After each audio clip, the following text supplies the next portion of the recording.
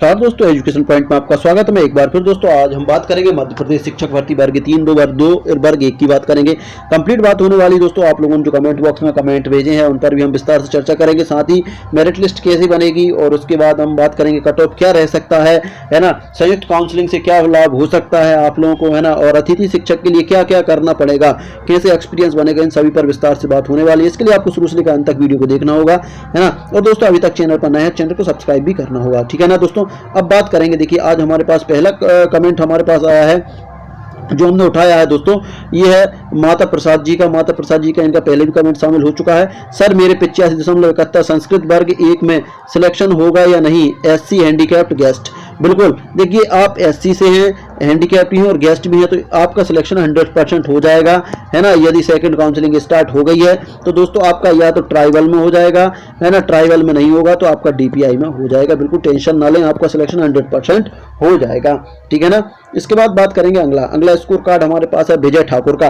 Vijay Thakur, sir हम EWS वाले जो क्वालिफाई हुए हैं वर्ग 3 में, उन्हें भी डॉक्यूमेंट्स अपलोड करना होगा क्या। देखिए अभी वर्ग 3 वालों की बात नहीं हो रही थी, अभी वर्ग 1 और 2 वालों को, वर्ग 1 और 2 में 2018 की जो भर्ती थी उसमें जो क्वालिफाई हुए थे उनको सबको अपने डॉक्यूमेंट्स अपलोड करना है, डॉक्यूमेंट्स अपलोड करना है जो 19 में परीक्षा हुई थी, है ना।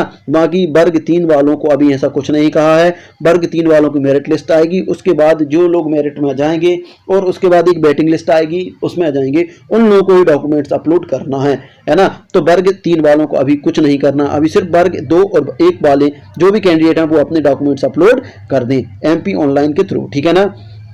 उसके बाद हमारे पास नेहा बर्बे का general female number 106 and rank है 2082। कोई चांस है क्या 2082। देखिए आप जनरल फीमेल हैं और रैंक आपकी फीमेल कैटेगरी में है लगभग 2086।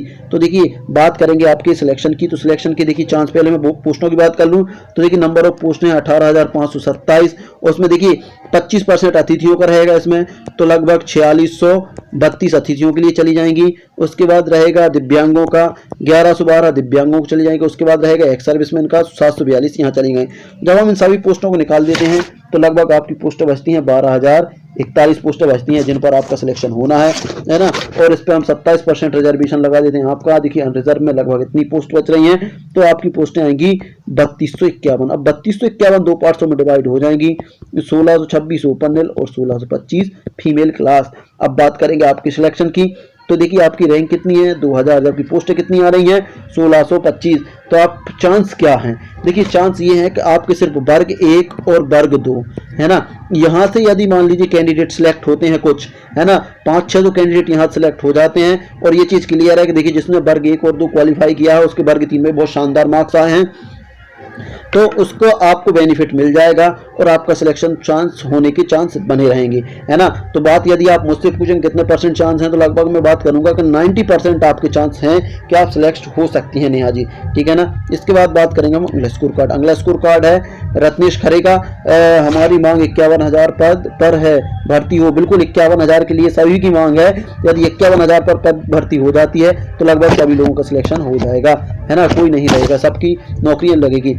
अब मैथ्स रिव्यू, मेरे वर्ग 2 में मैथ्स में 110 नंबर हैं सर, ट्राइबल में 66 रैंक है, वेटिंग में तो क्लियर होने की संभावना कितने चांस हैं, बन सकते हैं, कृपया करके निकाल कर निराकरण करें, ठीक है। तो देखिए मैथ्स रिव्यू जी, सबसे पहले हम बात करेंगे, देखिए ट्राइबल में आपकी बैटिंग लिस्ट कितनी, बैटिंग कितनी है 66 है, तो वो बैटिंग अब आपकी डीपीआई में कंप्लीट होने वाली है ना। क्योंकि देखिए जब उधर भी 66 है तो लगभग इतनी यहाँ भी होगी डीपीआई में, तो लगभग देखिए जो अभी हाल 5 से 8,000 और 20,000 का सुनने में आ रहा है, 20,000 में भर्ती होने वाली है।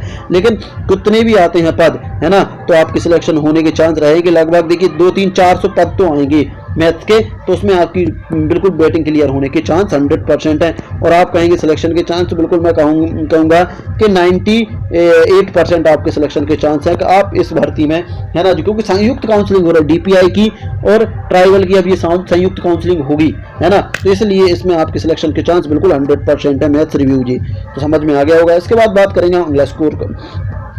अगली कमेंट्स हमारे पास आई है पीहू ब्लॉगर की। पीहू ब्लॉगर की कमेंट्स आई है, तो पीहू ब्लॉगर ने, देखिए पीहू ब्लॉगर मेरे 14% आरक्षण में 1275 रैंक फीमेल हो जाएगा, बिल्कुल बात करेंगे। तो देखिए नंबर ऑफ पोस्ट आपको बताई दी है कि 12,041 आ रही हैं, इसमें 14% जब हम रिजर्वेशन लगाएंगे, देखिए 14% रिजर्वेशन लगाएंगे तो आपकी रैंक है 1600 के लगभग आएगी, है ना, 1600 के लगभग आएगी, 1600 के आसपास ही आएगी, तो मैं 1650 मान रहा हूँ, है ना, 1650 के लगभग आएगी, है ना। उसके बाद हम बात करेंगे कि दो भागों में डिवाइड होगी तो लगभग 825 ओपन और 825 फीमेल क्लास के लगभग आएगी, है ना, लगभग की बात कर रहा हूँ, एग्जैक्ट आप निकाल लेना, ठीक है ना।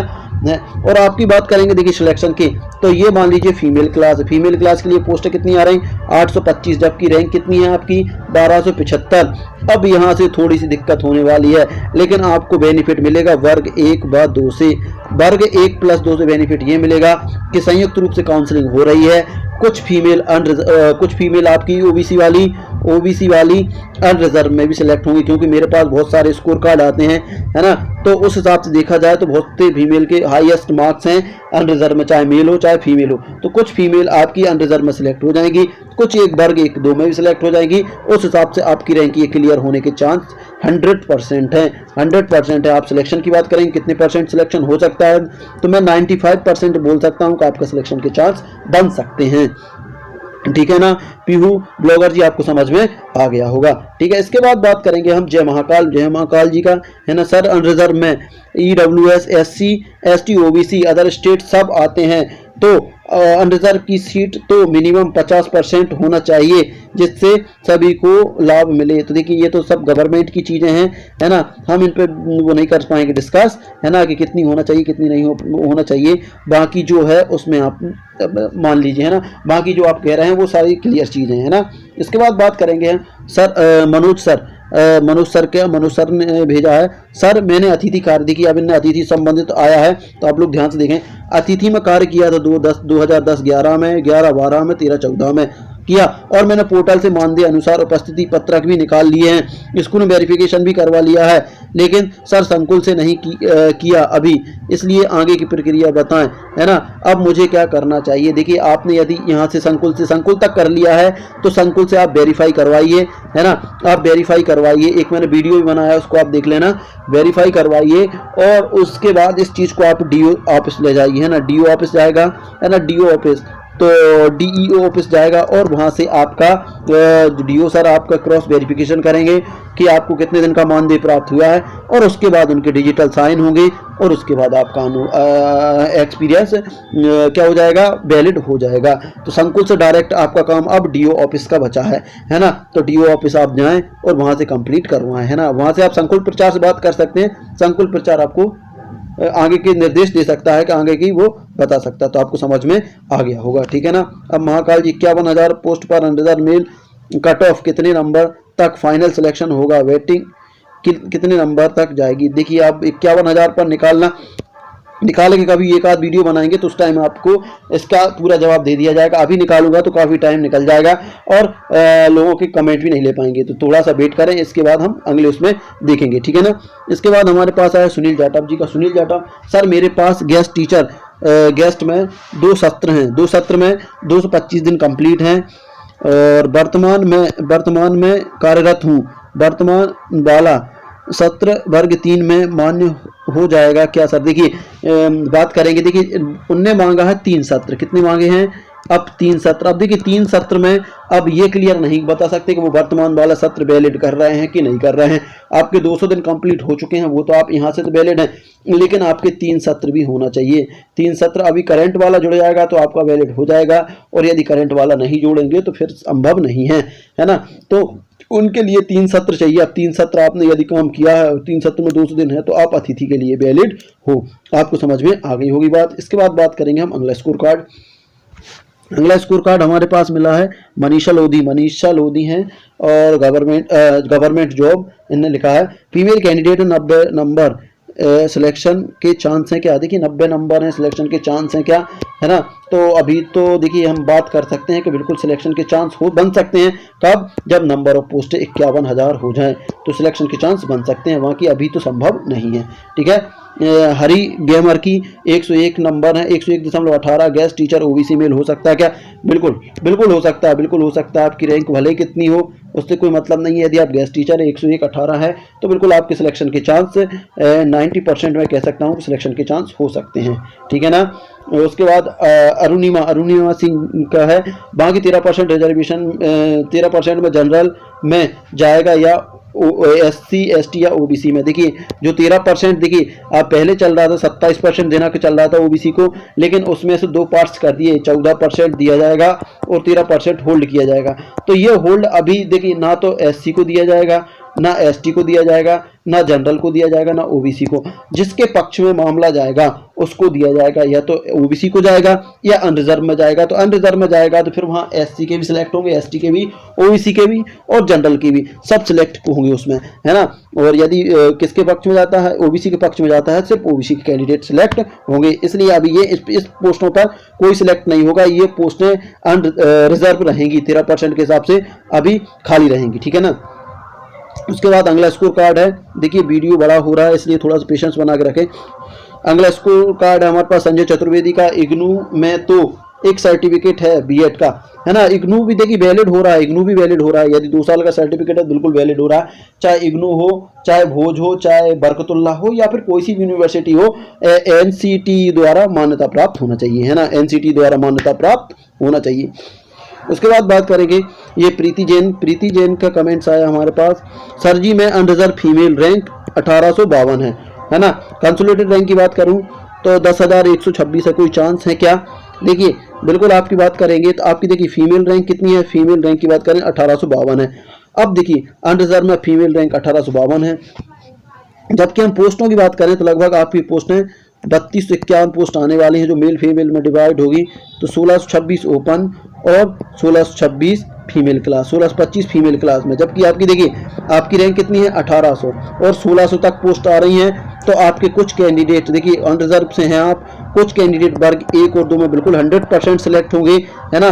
कम से कम 300 प्लस कैंडिडेट सिलेक्ट होने की उम्मीद है वर्ग 1 और 2 में, क्योंकि संयुक्त काउंसलिंग हो रही है। उस हिसाब से आपके सिलेक्शन के चांस 100% बन जाते हैं, उस हिसाब से आपके सिलेक्शन के चांस बिल्कुल 100% बनने की उम्मीद है ना। इतनी बात आपको समझ में आ गई होगी। उसके बाद है अजीता द्विवेदी, सर प्लीज़ बताएं क्या बताना है। सर मैंने EWS टिक नहीं किया है, अब नहीं हो सकता क्या? मेरे 90 नंबर हैं। देखिए पहले आपने EWS टिक नहीं किया है तो अब संभव नहीं हो सकता।